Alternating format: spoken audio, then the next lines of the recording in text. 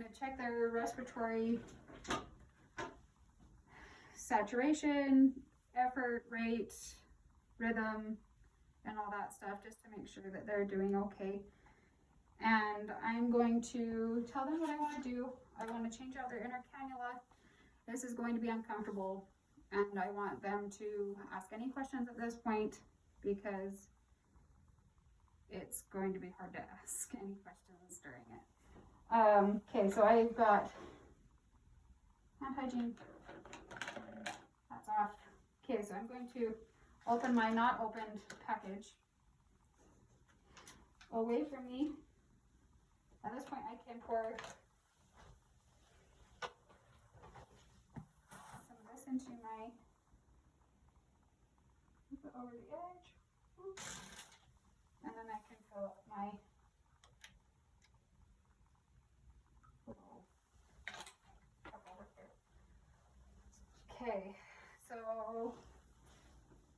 I need gloves, clean gloves. And I'm going to take off my patient's oxygen at this time. Put on my gloves. I'm going to have another inner cannula open, but I don't have one here, so I'm just going to reuse this one that I've got. Okay.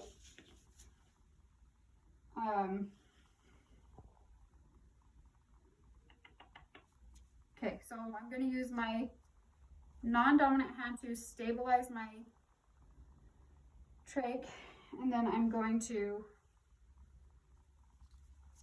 okay, I don't think I'm going to be able to reach everything if I need to, so I'm going to lower this back down. Yeah, it's hard. Huh? It's hard. Yeah, okay, because there's some definite stuff in the way. So I would stabilize this with my patient. I'm going to pull this out.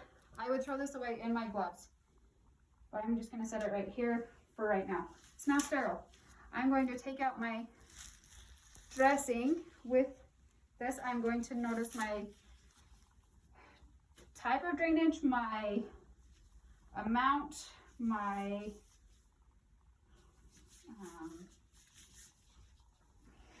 color and odor. I'm going to notice taco, and I'm going to make a mental note of what it is so I can document it later. Okay, I'm doing this as fast as I can. I'm going to then stabilize with my new clean sterilized cannula, and I'm going to insert and lock. I'm going to add oxygen to my patient. I'm going to, so now my hand is clean, and this one is still sterile, so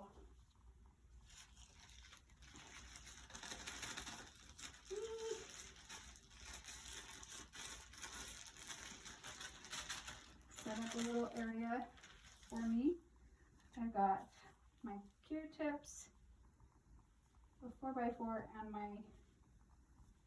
my slit and my string. Okay, so now that my patient has caught his breath a little bit, I'm going to remove oxygen again. And then, oh, this is bad. Okay. Dip a Q-tip in my water, and then I would go underneath. I don't know how to do this. I'm going to go underneath and work my way out from the edge of the stoma. I would throw that away and do it again on the other side, but this is super bad, super awkward. Cleaning all the sides, and I'm going to pat that dry. As I'm looking at his stomach, I'm noticing if any of it is red or irritated. And then I'm going to, still, I don't think I'm going to get it in there. I don't know if it's going to go down. It's got to lay like all the way flat.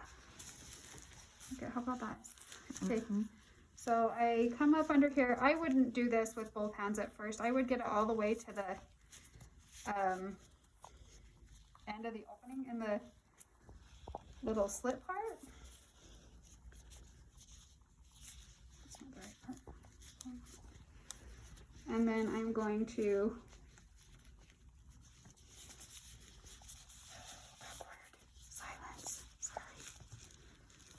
And then my hands are now considered clean. So then I take my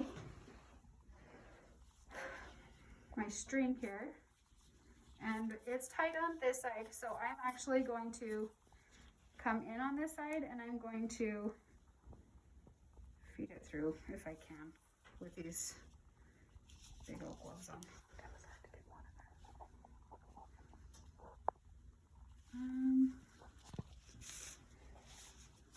I'm gonna change my gloves because I can't get it to go. Normally I would have sterile gloves that fit me just right. So I am going to try and come up and under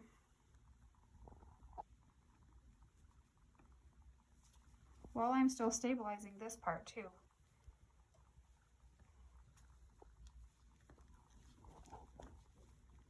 Okay. So then you take them to about the same length and you come down and around. Oh my gosh, he's so much heavier than he looks.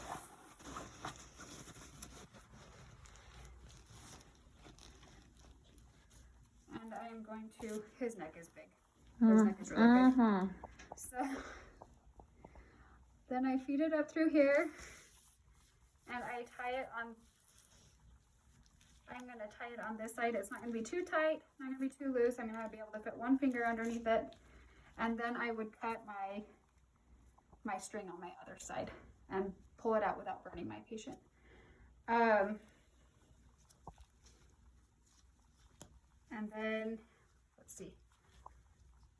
I'm going to check and make sure my patient is comfortable and in the right position.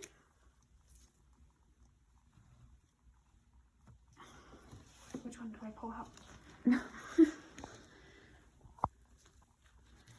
And then I'm going to wash my hands, document my procedure after I've listened to their respiratory rate and effort and check their oxygen saturation and